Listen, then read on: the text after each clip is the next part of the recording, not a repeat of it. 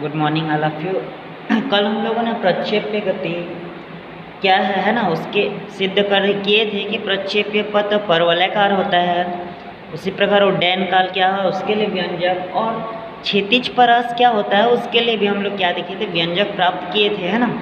तो आज हम लोग देखेंगे अधिकतम ऊंचाई क्या है। अधिकतम ऊंचाई है तो हम लोग को क्या निकालना है, व्यंजक निकालना है। ठीक है, चार है, चारों में से प्राय 2 क्वेश्चन मैक्सिमम टाइम पूछते हैं, बाकी एक क्वेश्चन तो यहाँ से आता ही है कि प्रक्षेप्य पथ परवलयाकार होता है, उड्डयन काल हेतु व्यंजक, क्षैतिज परास हेतु व्यंजक, या तो पूछेगा आपका अधिकतम ऊंचाई क्या है उसके लिए क्या निकालना है, व्यंजक निकालना है। ठीक है, तो अधिकतम ऊंचाई क्या होता है कि प्रक्षेप्य द्वारा फेंके जाने वाले बिंदु से, मतलब जहाँ से हम लोग को फेंकते हैं वस्तु को, है ना, वहाँ से क्या होगा, प्राप्त अधिकतम ऊंचाई। यहाँ से फेंकेंगे लेकिन एक समय ऐसा आएगा कि वस्तु जो है वो अधिकतम ऊंचाई पे जाएगा, उसके बाद पुनः क्या होगा, वापस आएगा। तो हम लोग फेंके जाने बिंदु से अधिकतम ऊंचाई तक का जो होता है वो क्या कहलाता है, आपका अधिकतम ऊंचाई। मतलब प्रक्षेप्य द्वारा फेंके जाने वाले बिंदु से प्राप्त अधिकतम ऊंचाई क्या कहलाता है, अधिकतम ऊर्ध्वाधर ऊंचाई क्या कहलाता है, अधिकतम ऊंचाई कहलाता है। इससे किससे दर्शाते हैं, एस से। ऊर्ध्वाधर को लेना है इसमें आप लोग को, है ना। डायग्राम से हम बनेगा, इसमें आपको 2 चीज़ देखना है। पहले तो ये देखेंगे कि गति का पहला समीकरण v बराबर u प्लस क्या होता है, हमारा at होता है। तो यहाँ पे केवल हम लोग को कौन सा घटक के लिए देखना है, ऊर्ध्वाधर के लिए देखना है। तो ऊर्ध्वाधर में यहाँ पे क्या हो जाएगा, vy होगा, यहाँ पे uy हो जाएगा, है ना, और यहाँ पे क्या हो जाएगा आपका ay होगा। क्यों, क्योंकि ऊर्ध्वाधर घटक में हम लोग क्या लिए हैं, y को लिए हैं, है ना। तो यहाँ से मैं क्या लिख सकता हूँ, यहाँ पे आपका जो vy का मान है वो क्या हो जाएगा, 0 हो जाएगा।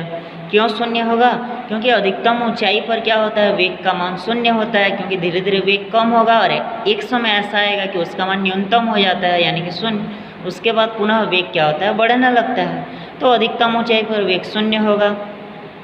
uy की जगह मैं क्या ले सकता हूँ, u साइन थीटा, है ना, क्योंकि इस घटक को हम लोग क्या मानते हैं, u साइन थीटा लेते हैं। और यहाँ पे मैं ay की जगह क्या लिख सकता हूँ, -g, क्योंकि हम लोग अधिकतम ऊंचाई पे गुरुत्वीय त्वरण क्या हो जाएगा, नीचे आने पर बढ़ता है और ऊपर जाने पर क्या होता है, कम होता है ना। तो 0 बराबर क्या हो जाएगा, u साइन थीटा -gt हो जाएगा। तो यहाँ से मैं t का वैल्यू निकाल सकता हूँ, है ना। t बराबर हो जाएगा आपका u साइन थीटा बाई क्या हो जाएगा, g। इसको समीकरण 1 मान के छोड़ देते हैं। उसी प्रकार हमारा जो है, हम लोग गति का दूसरा समीकरण देखेंगे तो s बराबर ut, तो s के जगह u हो जाएगा, ऊर्ध्वाधर के लिए विस्थापन ut के जगह uit होगा, है ना, प्लस 1/2 ayt² होगा। तो यहाँ पे y का वैल्यू क्या हो जाएगा, h हो जाएगा, अधिकतम ऊंचाई, है ना। उसी प्रकार y के जगह हो जाएगा u साइन थीटा होगा, t के जगह वैल्यू को रखूँगा तो u sine theta by g हो जाएगा, प्लस 1/2 ay के जगह मेरा जो मान मिलेगा वो क्या हो जाएगा, माइनस मिलेगा, है ना। और t² के जगह क्या हो जाएगा, u² sine square theta by क्या हो जाएगा आपका g², है ना। यहाँ से एक g कटेगा, तो यहाँ पे h बराबर u और u का हो जाएगा u² sine square theta by g, minus हो जाएगा u² sine square theta by क्या हो जाएगा 2g², है ना। तो यहाँ पे देखो तो ऊपर में तो समान है लेकिन नीचे समान नहीं है, तो यहाँ पे त्रिया गुणा कर सकते हैं, या तो एलसीएम निकाल सकता हूँ, है ना। तो यहाँ से 2 का गुणा होगा, यहाँ पे 1 का गुणा और नीचे का, या तो एलसीएम निकालूंगा। तो यहाँ से एलसीएम निकालूंगा तो मेरा क्या मिलेगा, 2g मिलेगा। यहाँ पे हो जाएगा 2u² sine square theta minus क्या हो जाएगा, u² साइन स्क्वायर थीटा। तो 2 में से 1 को घटाऊंगा तो मेरे को मिलेगा u² sine square theta by 2g। यही क्या है आपका अधिकतम ऊंचाई का सूत्र है ना। इसमें 2 काम करेंगे, गति के पहले समीकरण को लेना है आप लोग को, और गति के पहले समीकरण से t का वैल्यू को निकाल लेंगे, और फिर गति का दूसरा समीकरण लेंगे, और गति के दूसरे समीकरण से आप लोग क्या करेंगे, कैपिटल H का वैल्यू निकालना है।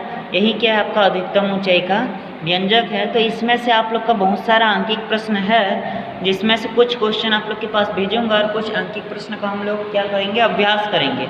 उसके बाद कुछ बेसिक परिभाषाएं हैं जिसको हम लोग को देखेंगे।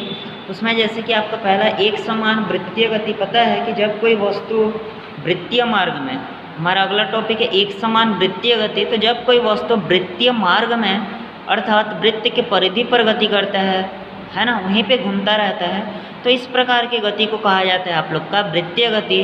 जैसे घूमते हुए पहिए की परिधि पर बिंदु की गति, डोरी के एक सिरे को बांध के दूसरे को, है ना, इस प्रकार हम लोग क्या होगा, वृत्तीय गति के एक दो उदाहरण और भी देख सकते हो अपने मन से, है ना। साइकिल के पहिए का गति हो जाएगा, घड़ी के सुई का गति। उसी प्रकार आवर्तकाल है, तो आवर्तकाल क्या है, वृत्तीय गति करने वाले कोई वस्तु वृत्तीय पथ पर, पता है कि एक चक्कर पूरा करने में जितना समय लगता है वो क्या कहलाता है, आवर्तकाल। कैपिटल टी से दर्शाते हैं, है ना। ये इसका मात्रक सेकेंड होता है और ये क्या होगा आपका विमीय सूत्र। जबकि एक सेकेंड में कोई वस्तु जितना परिक्रमा करता है वो कहलाता है उसकी आवृत्ति। इसको म्यू एन से दर्शाते हैं। एक सेकेंड में आवृत्ति और एक चक्कर पूरा करेगा तो क्या हो जाएगा, आवर्तकाल होता है।